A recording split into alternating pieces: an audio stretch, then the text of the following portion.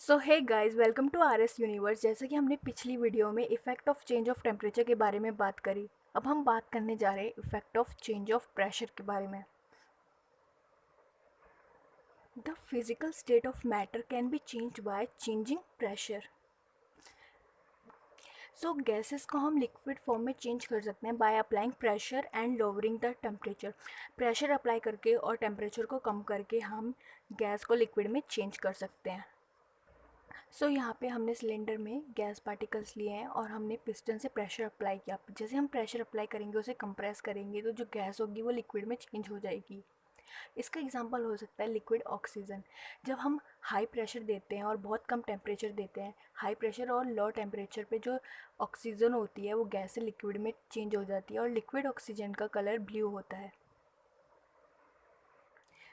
अब हम इवेपोरेशन की बात करते हैं। तो इवेपोरेशन होता क्या है? जब भी कोई लिक्विड गैस में कन्वर्ट हो जाता है अपने आप, even below its boiling point, उसको हम इवेपोरेशन बोलते हैं उस प्रोसेस को। The process of liquid changing into vapour और gas even below its boiling point is called evaporation.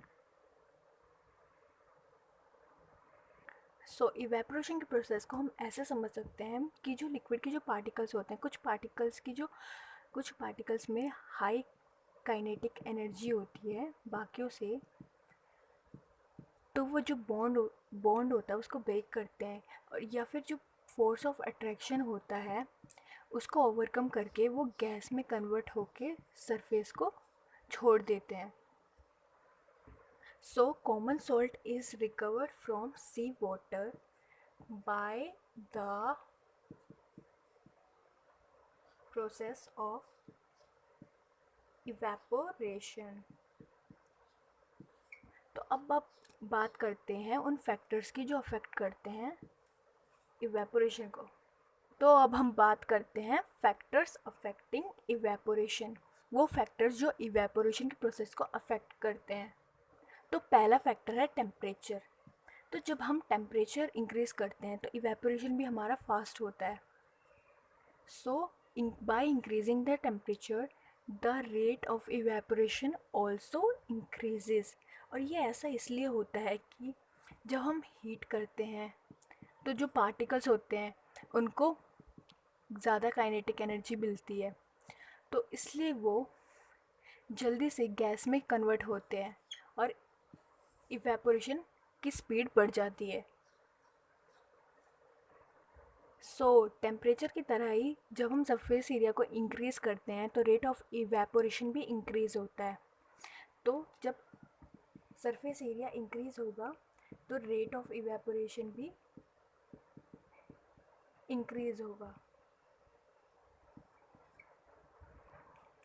ऐसा इसलिए होता है, जब हम सरफेस एरिया इंक्रीज़ करते हैं तो जो वाटर के जो पार्टिकल्स होते हैं वो फैल जाते हैं और वो सारे पार्टिकल्स एक्सपोज्ड हो जाते हैं एयर में, तो इसलिए जो रेट ऑफ इवेपोरेशन होता है वो इंक्रीज़ हो जाता है। Third factor is humidity of air. जब एयर की ह्यूमिडिटी कम होती है, मतलब लो होती है, तो जो हमारा रेट ऑफ इवेपोरेशन होता है वो इंक्रीज़ हो जाता है। ह्यूमिडिटी के कम होने से हमारा रेट ऑफ इवेपोरेशन इंक्रीज़ हो जाता है। तो हम बता देते हैं ह्यूमिडिटी क्या होती है। Humidity amount of water vapour present in air. तो जो amount of water vapour present in air होती है उसी को हम ह्यूमिडिटी बोलते हैं। अगर ह्यूमिडिटी कम होगी, मतलब एयर में वाटर वेपर्स कम होंगे, उनकी अमाउंट कम होगी, तो जो हमारा रेट ऑफ इवेपोरेशन होगा वो और तेज़ होगा, उसका रेट इंक्रीज़ होगा। Fourth factor is wind speed. Temperature और सरफेस एरिया की तरह अगर विंड स्पीड इंक्रीज़ होगी तो हमारा रेट ऑफ इवेपोरेशन भी इंक्रीज़ होगा। ऐसा इसलिए होगा, जो वाटर वेपर्स होंगे वो विंड के साथ उड़ जाएंगे और इवेपोरेशन हमारा, उसका रेट बढ़ जाएगा, इवेपोरेशन का रेट बढ़ जाएगा, वो फास्ट होने लगेगा। सो अब हम बात करने जा रहे हैं cooling caused by evaporation. Evaporation से कूलिंग कैसे होती है? तो जैसे कि हमने आपको अभी बताया था कि जो लिक्विड जब गैस में कन्वर्ट होता है तो वो लेटेंट हीट की वजह से उसकी जो force of attraction between particles होते हैं वो ब्रेक होते हैं और वो अपनी स्टेट चेंज कर देता है। तो वो जो हीट होती है वो अगर वो सरफेस से अब्जॉर्ब कर रहा है तो इसलिए वो जो सरफेस होता है वो कूल हो जाता है। इसलिए जो सरफेस होता है वो कूल हो जाता है, वो कूलिंग इफ़ेक्ट शो करता है क्योंकि उसने जो लेटेंट हीट ली, जो हीट एनर्जी ली वो सरफेस से ली, और सरफेस से जब हीट एनर्जी जाएगी तो सरफेस अपने आप ही कूल हो जाएगा। जैसे कि एग्जांपल है स्वेटिंग।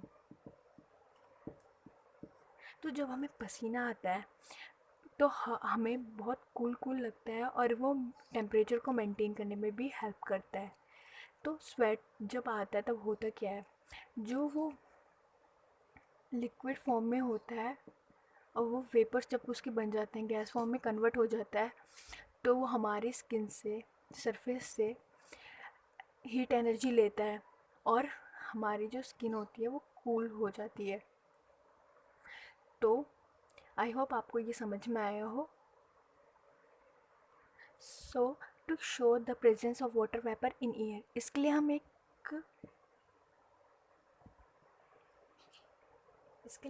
ग्लास लेंगे और ग्लास में बहुत सारी आइस डालेंगे। जब हम ग्लास में पूरी आइस डाल देंगे तो हम देखेंगे कुछ टाइम बाद ग्लास के बाहर सरफेस पे ड्रॉपलेट्स जमा हो जाती है। जो ड्रॉपलेट्स होती है वो एयर में प्रेजेंट होती है वाटर वेपर की फॉर्म में।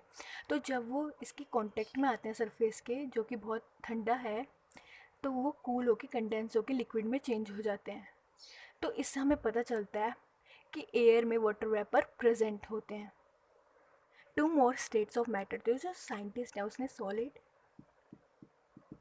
लिक्विड और गैस के अलावा दो मोर स्टेट पता लगाई है, जो कि है plasma and boss Einstein condense state, जिसको शॉर्ट फॉर्म में BEC लिखते हैं। तो वैसे तो हमारे सिलेबस में सिर्फ सॉलिड, लिक्विड, गैस है। प्लाज्मा होता क्या वैसे? Plasma is a mixture of free electrons and ions.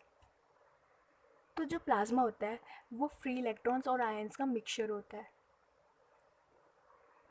सो जो सन एंड स्टार होते हैं वो ग्लो करते हैं because of the presence of plasma. Plasma की वजह से सन और स्टार ग्लो करते हैं। तो आई होप आपको ये चैप्टर समझ में आया हो। फिर भी अगर आपको कुछ पूछना हो तो कमेंट सेक्शन में पूछ सकते हैं। So thanks for watching.